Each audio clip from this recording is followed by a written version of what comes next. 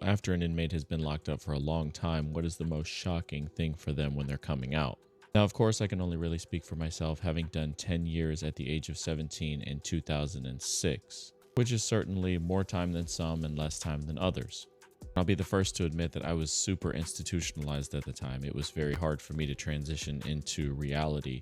And I remember one of the biggest things was the day that I got out.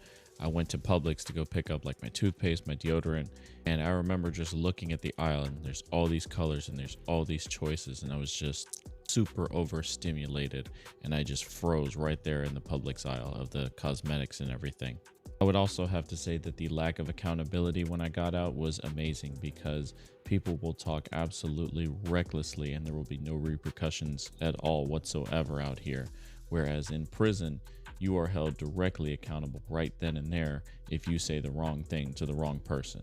I do remember I had actually asked somebody who had been to prison about 6 times, in all reality, what it was like transitioning to get out from somebody who was institutionalized. I told him, I'm not making fun of you or anything of that nature. I said, but you've been through this before.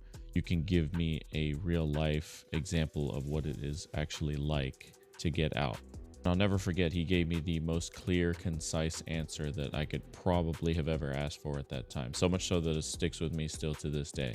He told me, Mitch, he's like, you've been to several different institutions. You've transferred from place to place, and it takes some getting used to it first. You have to see what the schedule is like, what your job assignment is going to be like, when you can go to canteen, when you can go to the rec yard, etc., etc. Getting out of prison is no different than a transfer. You're just transferring to a bigger camp with a bigger locker. I can gladly say at the beginning of next year, I will have been out for 10 years. So y'all just do me a favor and stay the fuck out of jail and prison. It still fucking sucks.